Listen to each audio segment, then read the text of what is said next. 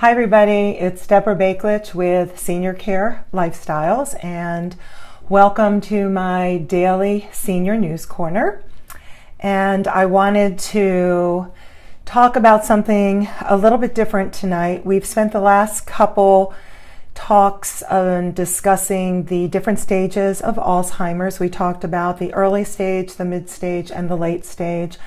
But I've gotten some inquiries and calls from people asking me, well, what do I do? There is dementia, there is Alzheimer's. I have to work. I'm afraid for the safety of my loved one. So I want to talk today about what do you do when it is no longer safe for your loved one with dementia to be alone in the house. It becomes a safety issue for them as well as for other people in the home as well. So what you need to do is start considering a safe environment, either making the home a safe environment, bringing in people that will keep them comfortable in the home but can keep an eye on them and watch them, to care for their needs, supervise them, and to make sure they don't harm themselves and that they don't leave the home. With dementia, there's wandering, there's elopement risk, there's the fear of doing something that is dangerous. Many times, most of the time, families try to do it in the home as long as they can, and then they just can't do it anymore. And I get the phone call, what do I do? What are my choices? What are my options? So what I'd like to say is just call me. You have options. There are various assisted living communities that can handle the different stages of dementia. They may be able just to live in the assisted living environment still for a little longer, and then they need to be able to move into the protected neighborhood. And there are different size assisted livings that deal with dementia. You have your small residential group homes, and then you have your very, very large communities. And the price is based on the apartment. It is based on the level of care that the senior is going to need. So there is an option out there, and you need to just call me. Stay local. We know these communities. I know the communities.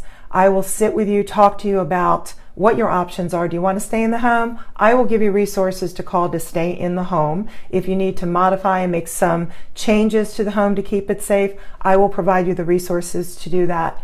If it's time to start looking at communities, I will work with you on finding the perfect community that is within your budget and your loved one can move into and be safe and age in place gracefully.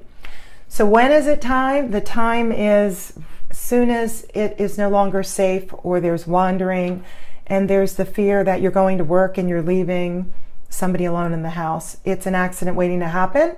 It's not if it will happen, it is when it will happen. Be proactive. Get documents into place. Get power of attorneys done now while they can get them done, and a lawyer will do them while they're still cognitively aware, if possible. If it's too late, you may have to seek guardianship. So there's things that have to be done when you're dealing with somebody with dementia. Once again, there are various options out there. Don't say I can't afford it, because there's different options out there and I can work with you on those options. Please be aware, Medicare does not pay for assisted living or dementia care. Medicaid only pays for long-term care nursing home. You have to be financially and physically and mentally eligible to get Medicaid. Not everybody gets Medicaid. It is private pay. It is long-term care insurance policies if you have one. But it's something that you need to start thinking about. If you have a parent or a loved one with dementia, you need to start thinking about long-term. Prepare now. You may not need it right now, but when that crisis hits, you're ready. You have all your ducks in a row, okay? And it's so much better for the senior to be in a controlled environment where there's trained staff that knows how to handle somebody with dementia, how to talk to them, how to handle the agitation, how to handle the sundowning. They're oversensitized. They know how to work with them and to keep the environment so that it doesn't overwhelm them. So once again, you have options. It's a very difficult time for the family as well as for the senior, and don't make costly mistakes. Call me. I will navigate you through the entire process and be with you from A to Z. So stay local. It's very critical to stay local. Don't go online and do a lot of searching and put in your name or your loved one's name, because what you don't know is you are now locked into a national company. And even though you didn't sign anything and it said it was free, you're locked into a national company. And it's very, very difficult for you then to come back and work with local experts, local placement specialists who know the facilities in the neighborhood and in your state. So once again, this is Deborah Bakelich. If you have any questions, please call me.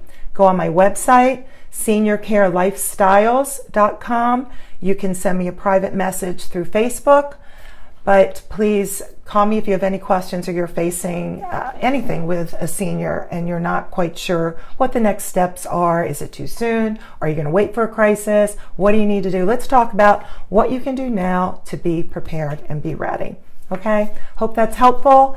Please have a great evening. I'm a little late doing this tonight, but I wish you well, and I will talk to you tomorrow. Have a great night.